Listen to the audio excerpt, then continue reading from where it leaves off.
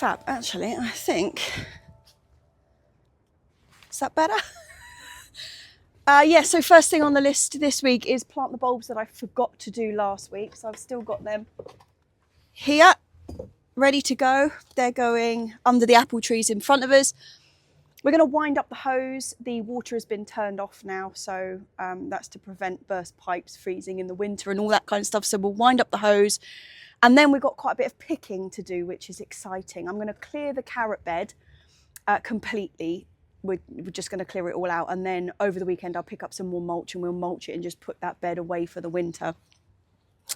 So pick the carrots. I've got to pick some broccoli. I've got to pick 2 small but exciting red cabbages that are starting to go a bit naff in the crap weather, and I've got to pick some Minutina. Now I thought the Minutina was like frost hardy and that we were going to be able to have it all over winter, and actually we've had a couple of cold nights that haven't been that cold. I mean, we're talking maybe -3, and they've really suffered. So I'm going to pick what we can of those and leave the centres, because we could just cover them or whatnot and just hope that they do just march through and that they were just a bit shocked by the weather rather than actually going to go kaput from it. So yes, a bit of picking, a bit of planting, and a bit of hose winding. Are we going to do the hose first, do you think? What? Hose? The hose, yes, I think so. The hose first. I've already taken the end off it, so what I was thinking of doing is we bring wine from this end up to there. What do you think?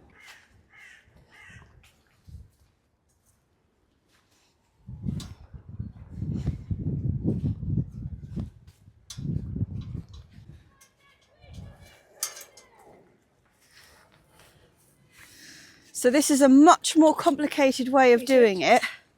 Is it going to work? No. I mean, it will work, but we have to move this as we go rather than wind. Unless we took it right up the top there. Change of plan. The hose is too twisty to go from the other end, because we'll have to untwist it first. So if we're going to just take it off the tap and wind it the way we normally do, because that way we can untwist it as we go.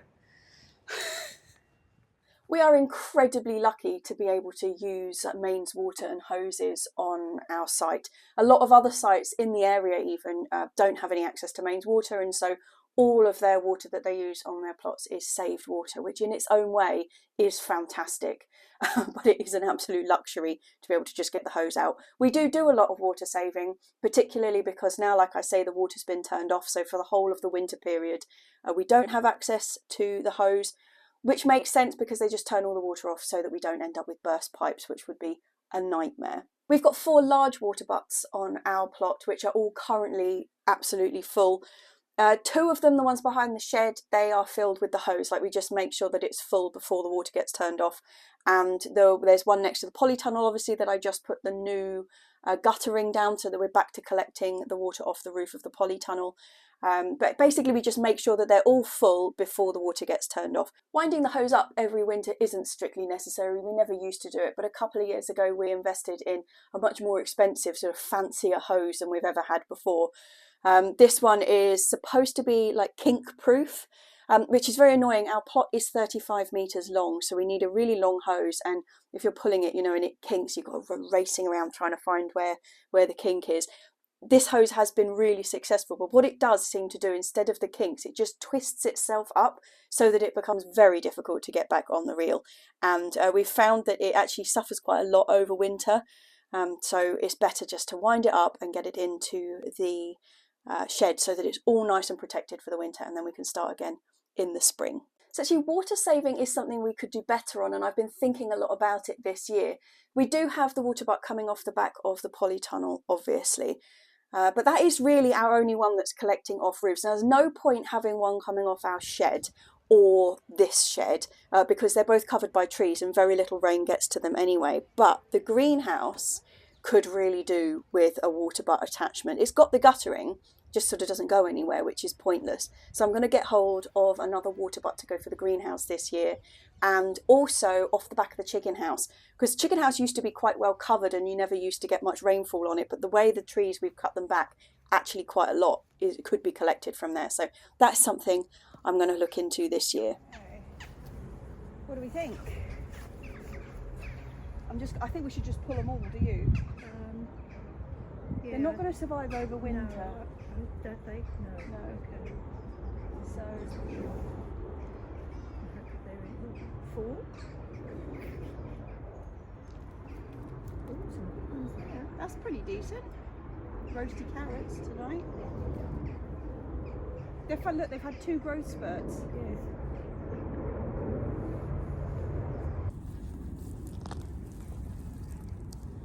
Oh, they're not too bad, Mum. Good.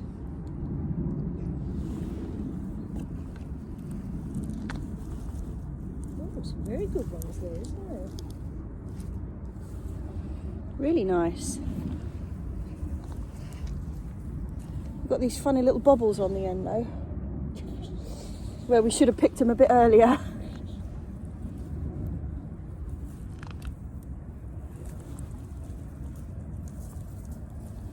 Oh, they did really. What came was the wrong thing. Right? Very nice. Take these ones too. Oh, I suppose so. There's no point moving These them are in. the second ones that we presume. Yeah, I don't suppose they've done very much. There's something under there.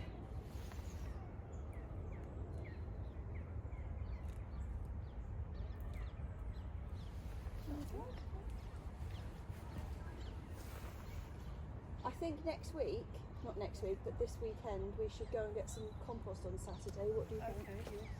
And then we can just top this up and leave it for the winter. Okay. A bit of weed. Okay. Yeah, cool, lovely. Well, they're not bad actually. Nice little surprise carrot harvest. We've left them and left them and left them because they had really poor top growth. Just didn't think there was going to be much underneath, but turns out actually they were pretty decent. So next job on my list is to plant out the narcissus bulbs, so the mini daffodils that we've got. Very kindly given a whole little selection pot of them by George, who's another guy who's got an allotment here. And he has told me not what varieties they are, but that they're all miniatures. There's a minnow in there, I think he said, which is a really beautiful little tiny white one. Anyway, I'm going to plonk them in underneath here, which is a sort of, we loosely call it the woodland bed. That makes it sound very, very fancy. But we're right under the oak tree here, and we've got 2 apple trees, so it's all really quite shady. And we've got things like cyclamen and hellebores, and there's some canaliculatus. There's some anemones in here that we moved from home. There's lots of little bulbs like hyacinth, wild garlic we've got going under here. So basically it's that sort of thing. And I think these little daffs will be absolutely perfect under here. I've scraped away the leaves so that I can get them planted in, but what with it being sort of a woodlandy type scenario, I will dust all the leaves back in once I've planted them out.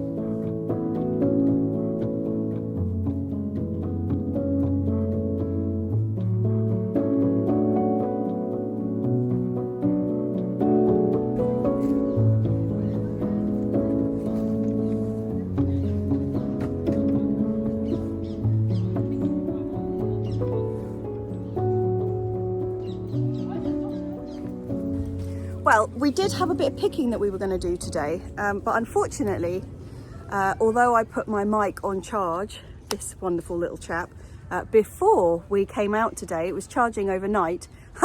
What I not managed to do was to get the other end of the cable into the USB slot. So unfortunately it's run out of battery, which is actually the first time that's happened. This has been so good. Sadly, not today. So now I'm just shouting at the phone, hoping that you can hear me.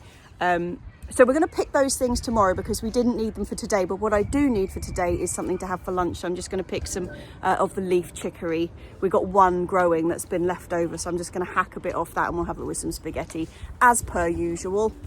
It's a good lunch. Anyway, we got the carrots, which was one good picking. And actually, when I was faffing around up there, we did pull a couple more Jerusalem artichokes out of the ground that the badgers and rats hadn't got to. So that was handy. We've got like a handful of them, whereas normally every year we're absolutely inundated with the blooming things. This year we're actually quite excited to have a handful of them. It's one of those years. It is one of those years. Oh, and now the wind is coming up, so that's good. I'm just going to pick this and we're going to head off, and we'll be back here tomorrow morning because we are due a bit of sunshine in the morning. Quite early though, so I'm going to have to work around getting up early.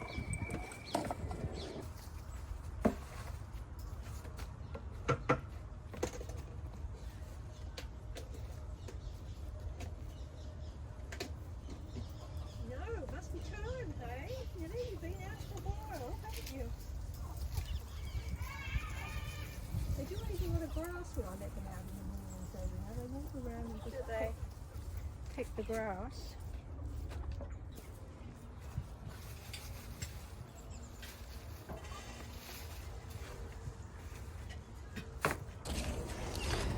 See you tomorrow. Hopefully for that little bit of sunshine.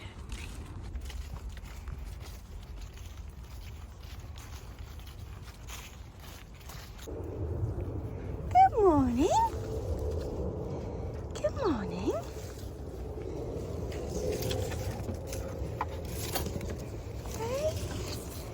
Got a good sunny spot there. You have.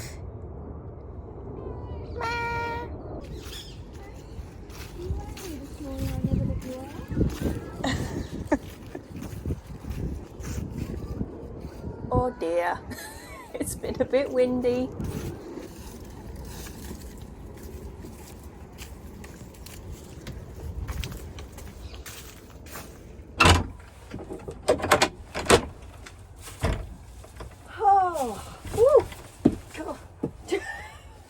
Nearly fell over. I went.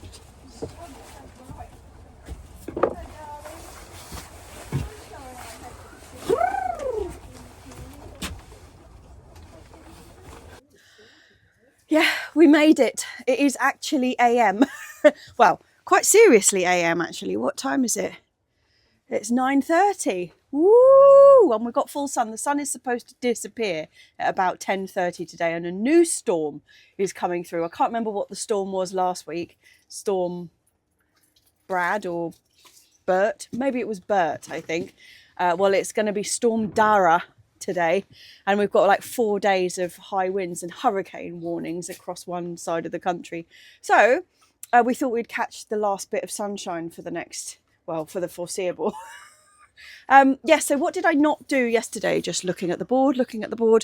There was picking, wasn't there? So there was the Minutina, the red cabbage, and the tender stem broccoli are all things that I've got to pick today. I brought the drill up with me because there was something that we had to do with the drill, and I now cannot remember what that was. But we've got it, so when I do remember, I'll be able to do it. You no ideas what it might have been, Mum? With the compost bin. Yeah, I was going to take the front off the compost bin, but there was something specific that we brought it up for. I can't remember what it was either. No. It'll come. It'll reappear. So I guess I'm just going to start off with the picking. I'm going to go with the red cabbages first because that is the bit that I'm most excited about. Okay. So these are the cabbages that I'm talking about. These are in no way, shape or form prize-winning cabbages. I'm just going to prefix the whole scenario with that. However, We've never successfully grown any sort of red cabbage before, prize winning or not. And 2 of these have got a hard centre. They are very small, probably more, oh, let me feel that. I mean, feeling that that's actually even smaller than I thought it was. But we will get something out of it, which is the first time ever. So, I mean, look.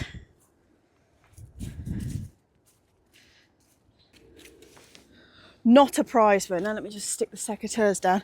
And in fact, I mean, that's hard. That middle bit is like proper hard.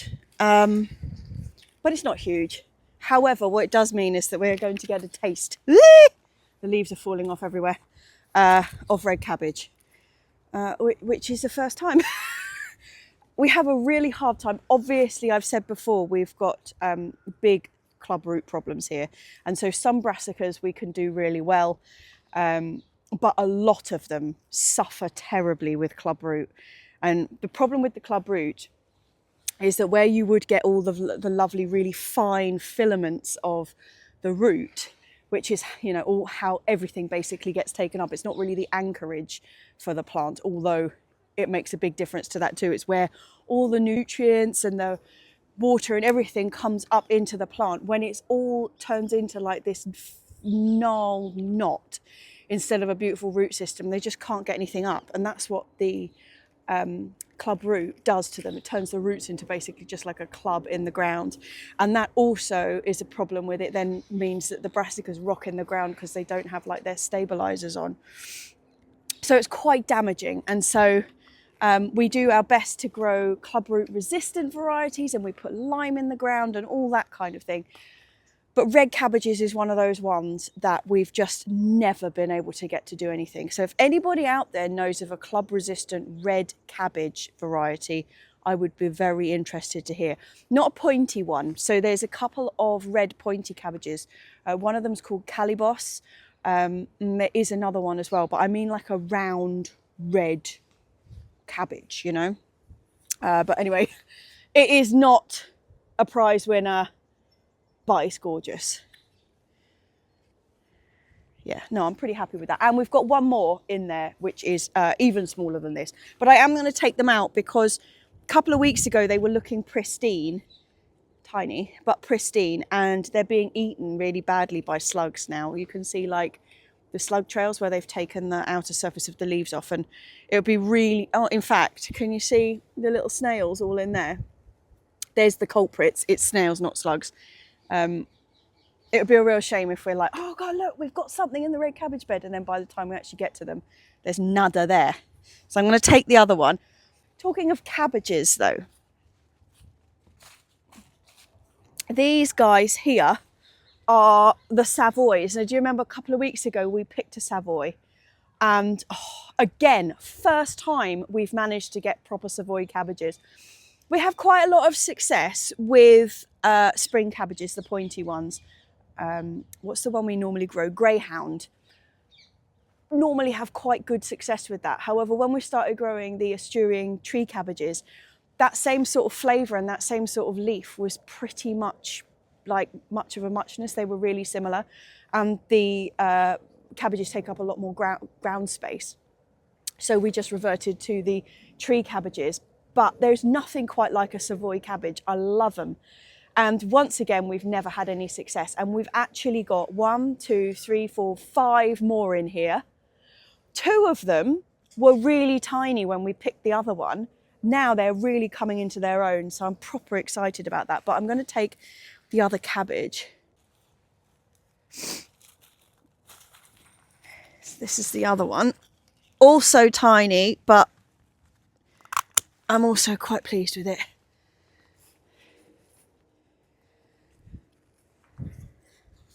Because this is what they're normally like. Let me just cut this one off and I can show you. This is what, are you on the screen? Yeah. This is what they normally end up looking like, which is not a cabbage. But we'll give these to the girlies. Hi girls, do you fancy a bit of cabbage? Do you fancy a bit of this, girlies? Huh? This one? Num num? I'll leave it there. I'll shove it in your house before we go if you don't eat it from out here. Oh, I got to warm up in the sun. Oh. Yesterday I had that huge jumper and I was boiling, and today I've just put this little thing on and now I'm cold. In the shade though, isn't it? Everything. The fennel's just coming into the sun. Okay. Yeah. Is there anything else today? I've got to do broccoli, minutina and fennel. Yes. I'm just going to cross the red cabbage off the list. Well, tiny. Let me show you. Come over and have a look. Yeah, this is them. There's two. The other two plants are just dead. But I mean, unfortunately, that looks bigger than it is, because if you feel under there, it only goes to there. It's tiny. And that one's about the same size. But this one's started to be eaten, so I definitely think it was the right time to take him. Well, we'll get something out of it. We'll get a taste of a homegrown red cabbage. How are the other cabbages doing? These are looking fantastic. Yeah, because do you remember the one that we picked that was there was half the, well, not half the size, but it was smaller than those two are now. And they were much smaller at the time, so they are growing still. Because this one, yeah, they're looking fab. So I've got really high hopes for the rest of them too. Okay, so I'm going to lift this leg over here and then we'll loop the whole lot over. Yeah, we will. That's cool. Yeah, so we want to grab the back leg. You got it?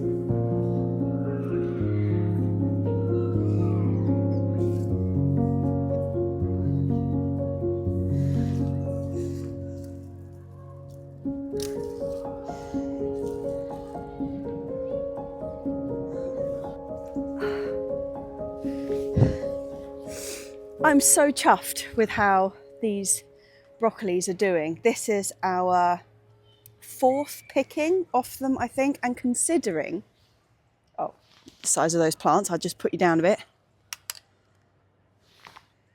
The size of those plants, they are supposed to be like 3-4 foot tall. They're really not. They struggled badly this year, but they are producing brilliantly. So I'm proper chuffed with that. Proper chuffed. Look at the broccoli, Mum. Woo! lovely. Really good. It's so clean as well. There's barely a white fly on there. Oh yeah, it's absolutely gorgeous. Where's the basket?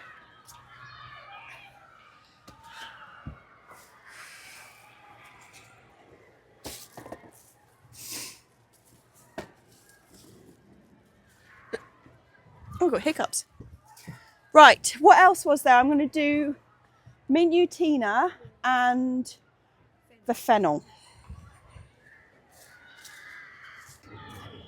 Conveniently, they are both in the same bed.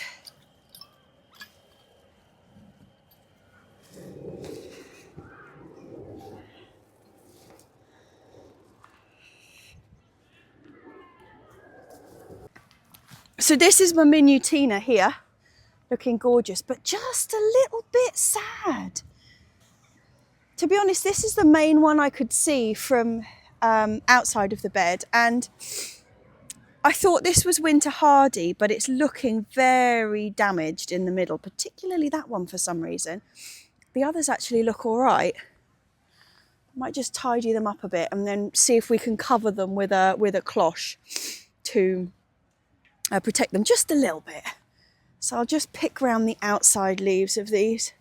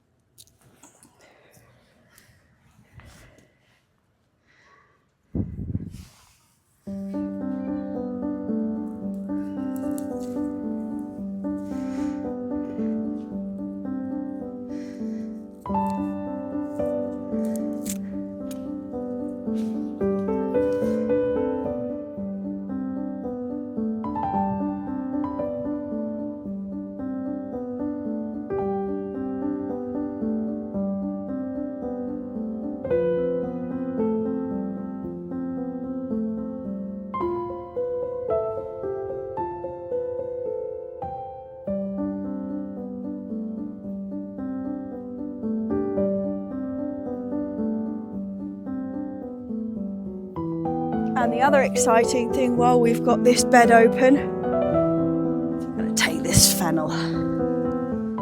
Oh yeah!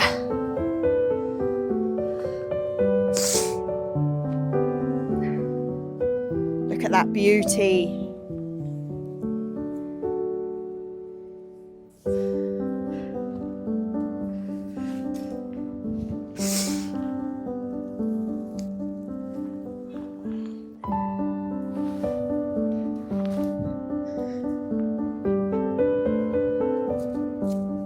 Let's see if we can get this to fit on there.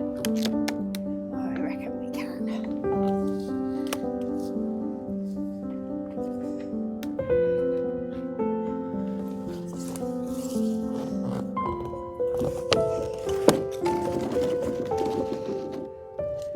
Yeah, just a little bit of protection.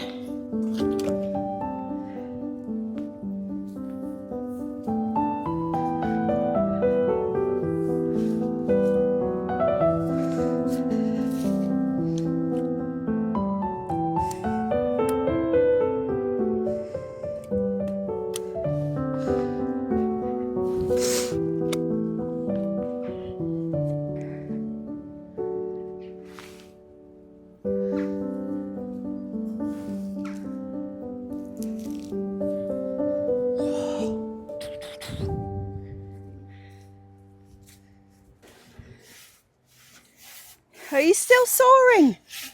It's a relentless task, isn't it? Somebody was commenting in the video last week about you constantly soaring in the background.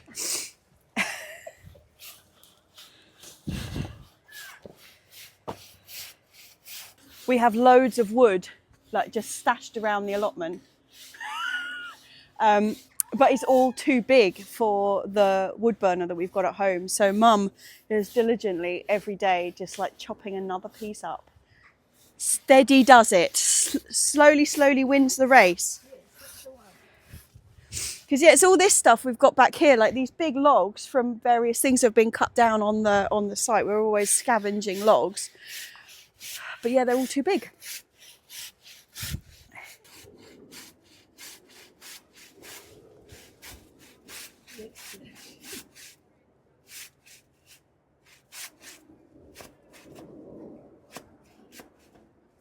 Right bit there.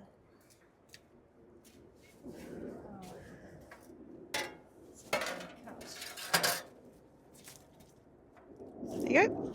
Yep, that's it. Whee!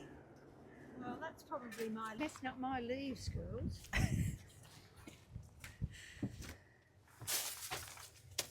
Where's that little bit of chalk I had there? Huzzah! Whoosh! Huzzah! Whoosh! Forgot the fennel. Huzzah! Oh, quite a successful morning, and we got the sunshine. What other things have we got to do? Now what was it that I brought the drill up for? Have we got any closer? Yeah, let's take something off the front. Take that front off the Compost bin. and it can just be left there like that, and then I'll sort it out when I. We'll do it slowly. Yeah. Oh well, I'll do that first and hope that the other thing that's the yeah. Careful, careful.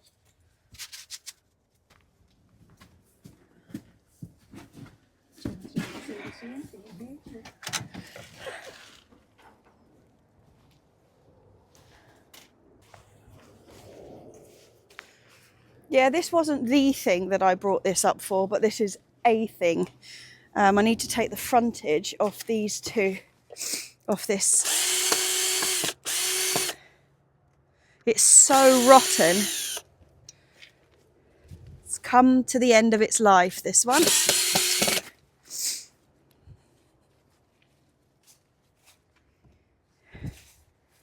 I've got to take these two off so that we can get the compost that is in there out.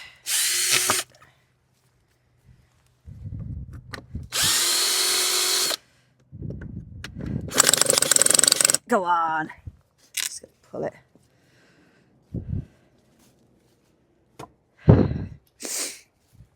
So the stuff that we've got in here is actually really pretty good. But as you can see, we've got a problem with rats again. What they're doing is digging through the bottom where the bottom has rotted out.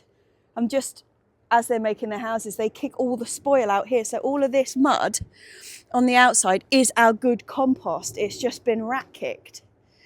And then we've got, sorry, excuse the stiffing. We've got this one, which has got all our fresh stuff in it currently. And then this one, which has got compost that's ready to go. So we need to do a bit of shifty. It's that time of year, really. Compost shifty season. And rebuilding that one. I do have 2 of the 3 pallets needed for this to be rebuilt. So all we've got to do is get the soil out. Just get the soil out. That's the hard bit. You having fun in the leaves, girlies? Are ya? Having fun in the leaves? Oh, well, what time is it now? 11:15. Oh, yes. Mum's just reminded me we've got red cabbages to go in that basket.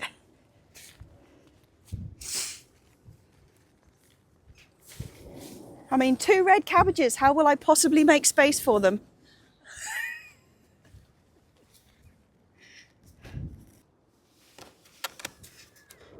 What a fab basket. I'm so chuffed.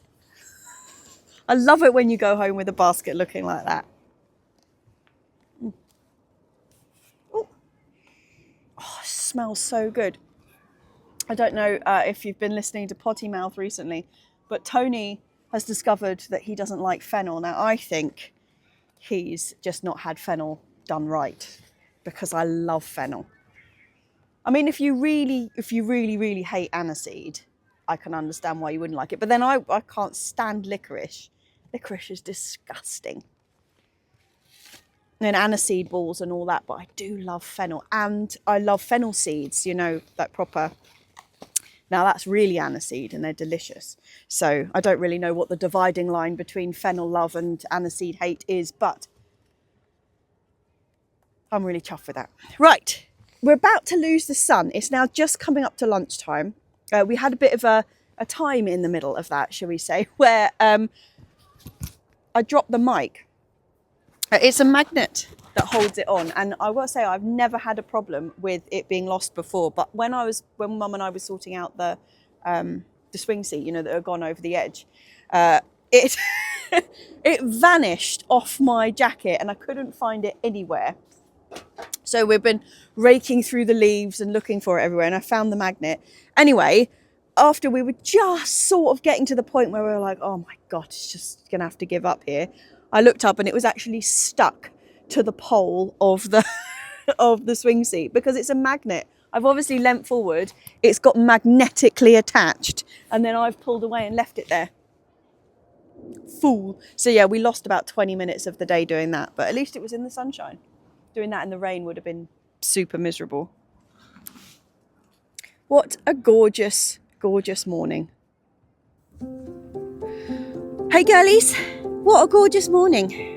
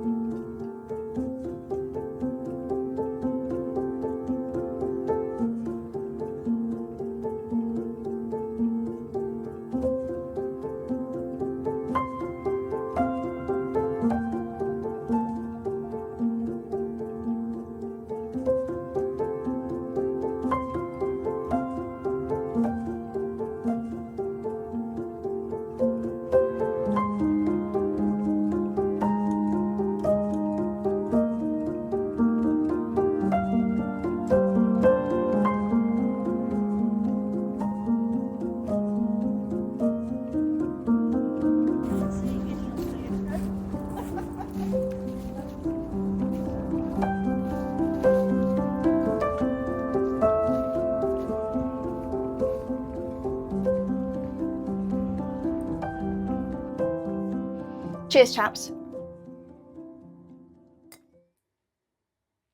Another week has absolutely flown by. I want to say apologies for sound issues in this vlog. My little mic, I normally wear it here, like on my jumper or whatnot. This week I was wearing it on like a little flap on my jacket, that's like a little triangle flap. And I thought, it's perfect. It's basically designed to put my mic on because it's got a little under bit where I can stick the magnet. Turns out it's useless because it's all the way on one side of my shoulder. So when I'm speaking and I go loud, loud, loud, loud, loud, loud, quiet, quiet, quiet, quiet, quiet, loud, loud, loud, loud, loud, no good. It's like, well, the sound is messed up. Brilliant. There's not much I can do about it, though. It's not like you can refilm picking things. It's like, you can sometimes get away with it if you've really messed up. You can replant something, for example, if it's gone horribly wrong. But picking things, like reattaching broccoli or reburying carrots, it's not going to happen. It's not going to happen. So yeah, apologies. So something else I wanted to discuss is that I got some really disparaging comments from people, even one email. Somebody actually bothered to write to me about it, about how I was chuffed with my rather lackluster, or not even lackluster, poor sweet potato harvest, right? And I thought I explained myself fairly well why I was quite pleased with it. The main reason being, it was a really tough year. And I think I'm probably going to get the same selection of comments this week about my red cabbages, which I'm also chuffed with, by the way. Yes, they're like, I would say cricket ball, but that might be generous. Like they're not prize-winning cabbages, but I'm not growing things for prize-winning. And what did I want to say about it? I don't know. This year's been a really tough year for growing. We all know, like across the board, there has been challenge after challenge after challenge. And I've learned something this year, is that you have to take the joy in the small wins. No, I didn't have an outrageous sweet potato harvest. And no, my red cabbages are not going to be feeding the family for 6 months. But that hasn't actually taken away the joy of there being something there to pick. I don't know how to explain it. It's like, yes, it's incredible when you grow something that looks like the picture on the seed packet, or like the ones you see in the supermarket or whatever. They're like, the joy of that. It's like, oh my God, I did this. It's real. Like, but sometimes when everything's been a real struggle and quite a lot of things that you've sown and planted, you have got nothing at all from. Like the slugs at the beginning of the year just took everything off. Like everything you sow just goes. You get nothing to show from it. By the time you get to this end, by the time we've got to like this point in the year when it's been such a struggle all the way through with the foxes and the badgers and the rats and every other thing that's been thrown at us this year, those red cabbages I'm absolutely thrilled with, and I'm really looking forward to cutting them open and eating them. So this is just a preemptive like cheers to those people who said they couldn't believe I was happy with those sweet potatoes, because I was, and I'm happy with the red cabbages too. But like talking about the cabbages, I did ask if anybody has any clubroot resistant variety recommendations on the red cabbage front. So I'm still really interested in that, if you can stick them in the comments. I don't even know if there is one actually. I might have looked last year and didn't find one, but if you know of one, let me know. Something else that I'm not going to just talk about all the things that have been a minor fail this year, but the one thing that I thought was going to be a bigger failure than it was the chilies. So you know all those green ones that I picked just started going, they started changing colour, and then I just stripped the whole lot last week. Well, they are really starting to turn downstairs. I'd say about half of them have gone like their proper colour, and I've been drying them. So next week I'm going to talk about drying chilies, because I've got a little like a blower air dryer kind of thing, and it's working brilliantly for these. I've stored some fresh, they're in the freezer, so I just use them direct from the freezer, but the rest of them I'm drying, and these will be turned into chili flakes and powder, and I'll be doing that next week, so that's going to be on the list for next week. But yeah, this is something that I thought was going to be a bigger fail than it was, and actually I've got to say we've ended up with a lot of chilies to grind, so I think we're going to have 2 really good pots of chili pepper. I'm undecided whether I'm going to do them variety specific, because I don't know if you remember previously I've done hot lemon only chili powder, and it was really, really good. It was delicious. Like, it had so much more flavour than just like a bog standard chili powder. But a lot of these, like, I have found that they haven't got quite the same oomph that they did previous years. I think whether it's just because we didn't have enough sun or they've ripened off the plant, I'm not sure. So I'm thinking what I'm going to do this year is just have a huge mishmash of like all the dried chilies. This is going to be a mixture of, this is the Butcherlockia, so I've got quite a lot of them in there. They're the ones that are really, really hot, and then I've got the hot lemon for a bit of flavour. In here is also the Champion that JB gave me that's got no heat whatsoever, but really phenomenal flavour. So I'm thinking if I merge them all together, I might come out with something really good. Anyway, yeah, so that is in next week's video. Next week we're cracking on with mulching and getting the beds ready for next year, and I've been drawing up my list of things that I want. We're already in December, and it's like a good week into December as well. We're not right at the beginning. So I'm really excited about next year already. Yeah, so that's all going to be in next week. I give you a huge cheers. Cheers. Cheers to my patrons, the people who support this vlog. They are the people whose names you see at the end of every video. They keep this vlog going, basically. They really do. And there's cheers to everybody else who watches week in, week out. Much appreciated. I'll see you next week.